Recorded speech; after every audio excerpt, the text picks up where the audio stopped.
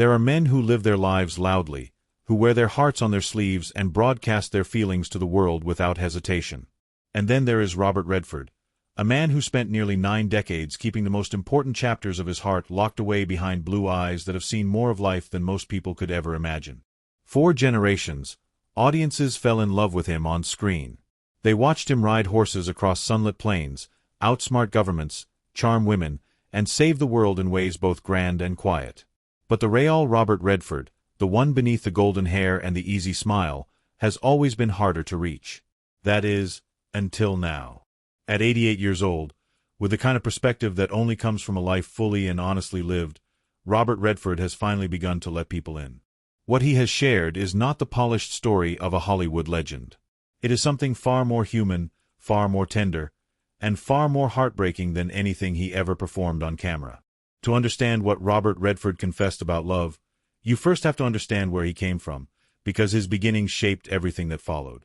He was not born into privilege or glamour.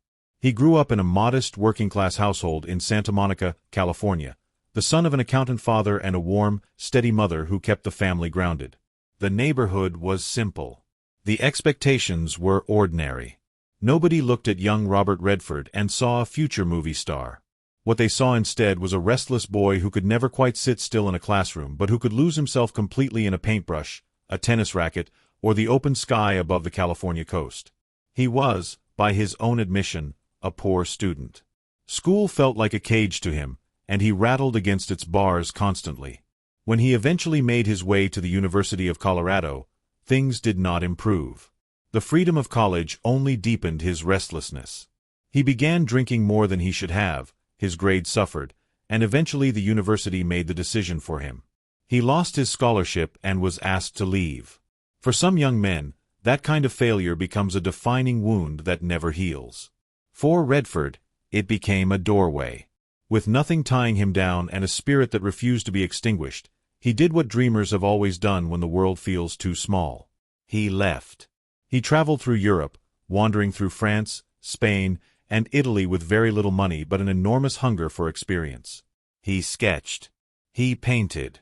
He observed people and landscapes and the particular way that light falls differently on different parts of the world. He was, without knowing it yet, becoming an artist. He was also becoming the kind of man who would one day be capable of the deep and complicated love that would define his life. By the time Redford returned to the United States, something had shifted inside him. He was no longer the aimless, drinking boy who had stumbled out of Colorado. He had direction, or at least the beginning of one. He moved to New York, studied painting at the Pratt Institute, and then, somewhat unexpectedly, found himself drawn to the stage. He enrolled at the American Academy of Dramatic Arts and began the slow, unglamorous work of learning how to act. There were no immediate triumphs. No one discovered him overnight. He took small roles where he could find them, worked hard, and kept going even when the path ahead was anything but clear. It was during these early, uncertain years in New York that the most consequential meeting of his entire life took place. Her name was Lola Van Wagenen, and she was unlike anyone Robert Redford had ever encountered. She was calm where he was restless. She was rooted where he was drifting. She came from Provo, Utah, raised in a devout Mormon household, and she carried with her a kind of quiet strength and moral clarity that Robert found both foreign and deeply compelling. There was a simplicity to Lola, not a simple-mindedness, but a simplicity of character, a clarity about who she was and what she valued, that cut right through all of Redford's complexity and self-doubt. She saw him, not the charming boy he performed for the world, but the real one underneath, the one who was still figuring himself out, still searching, still afraid of failing. And remarkably, she loved what she saw. They were young, barely adults by any reasonable standard, when they decided they could not bear to be apart. In 1958, they eloped, running off to get married against the wishes of Lola's parents, who had reservations about this restless, non-Mormon young man from California who had no stable career and no clear future. It was reckless and romantic and entirely true, the kind of love that doesn't calculate risk because it simply cannot afford to. They were two people who had found each other in the middle of a vast world and decided, without fully understanding the consequences, to hold on. The early years of their marriage were genuinely hard. Redford was still working his way up through small television roles and stage appearances, and money was a constant source of stress. They lived in cramped apartments, stretched every dollar, and leaned on each other when things felt impossible. And then came a blow so devastating that it threatened to unmake them both. Their first child, a son named Scott, died of sudden infant death syndrome at just 2 months old. The grief that descended on the young couple was the kind that words cannot adequately describe.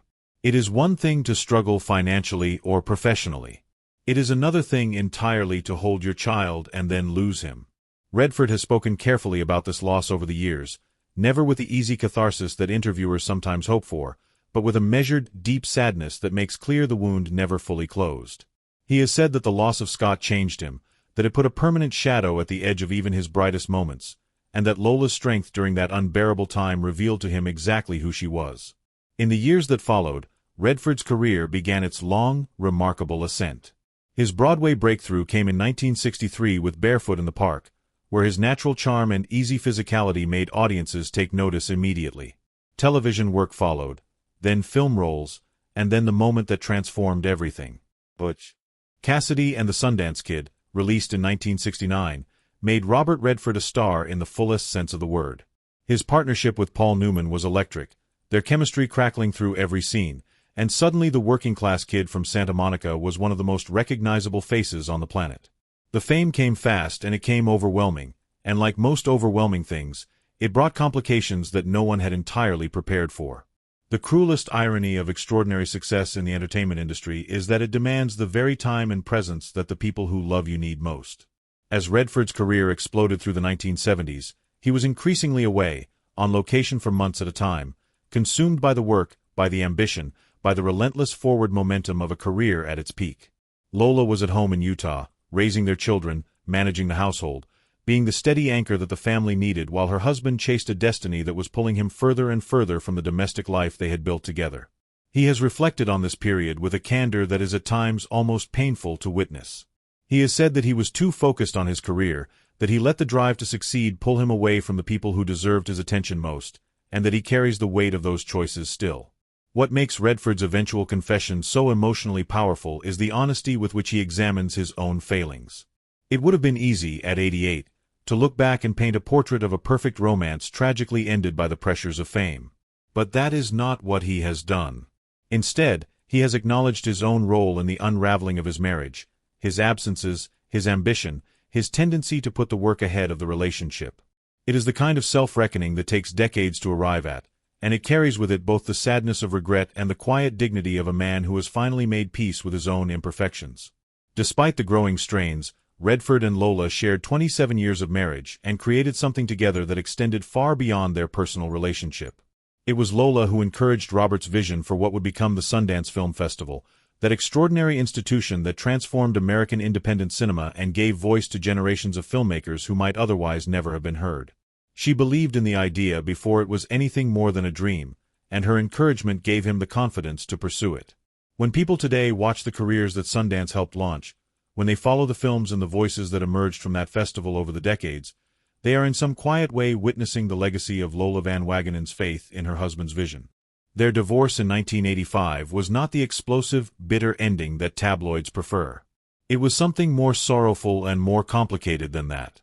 Two people who had genuinely loved each other, who had built a life and a family and weathered unimaginable grief together, arriving at the painful recognition that what they had was no longer working, that they had grown in different directions, that the marriage, despite everything it had meant, could not continue. They remained friends. They continued to raise their children together with respect and care. But the romantic partnership that had defined the center of Redford's adult life was over, and the absence of it left a space that nothing else would ever quite fill in the same way. In the years following his divorce, Redford's personal life continued to evolve through relationships that each reflected different aspects of who he was at that particular moment. His brief romance with Brazilian actress Sônia Braga in the late 1980s was vibrant and passionate, two creative people drawn together by intensity and mutual admiration. His connection with Swedish actress Lena Olin, forged during the filming of Havana in 1990, carried its own particular electricity, a meeting of artistic sensibilities that burned brightly before fading. Each relationship added something to his understanding of himself, each woman brought something genuine and valuable to his life, but none of them carried the foundational weight of what he had shared with Lola. When Robert Redford met Sibylle Szaggars in the late 1990s, The circumstances were, by Hollywood standards, almost comically ordinary. She was an artist and environmental activist who encountered him at his Sundance Mountain resort without fully knowing who he was. There was no red carpet, no photographers, no movie star mythology to navigate around. Just two people in a beautiful natural setting, talking, and discovering that they had things to say to each other that mattered. Redford has described this absence of prior knowledge as one of the things that made their connection feel genuinely real. She met him as a person before she understood him as an icon, and in that gap, something authentic was able to grow. They married in 2009 in Hamburg, Germany, her hometown, in a ceremony as private and unpretentious as their relationship had always been. Together they built a partnership that fused his storytelling with her artistic activism, co-founding a non-profit called The Way of the Rain, working together on environmental causes that both of them believed in with deep conviction. Redford has said that Sibylle gave him a new life, and the phrase is not hyperbole. She reconnected him to a sense of wonder, to the natural world he had always loved, and to the possibility that love, even at an advanced age, could be something fresh and sustaining rather than merely comfortable. And yet, even with Sibylle beside him, even with the richness of his later life, Redford's emotional confession at 88 returns, inevitably, to Lola.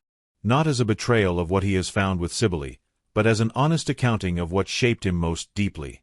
He has described Lola as the love of his life, and the phrase lands differently when you understand the full context in which he says it. He does not mean it as a romantic fairy tale. He means it as the sober, clear-eyed recognition of a man who has lived long enough to understand the difference between love that is passionate and love that is formative. Lola did not just love him. She made him. She was present at the creation of who he became, stood beside him through the most devastating loss of his life, supported the visions that defined his legacy, and remained a constant quiet presence even after their marriage ended. To say she was the love of his life is to say that she was woven into the fabric of his identity in a way that time and distance and even other loves could not undo.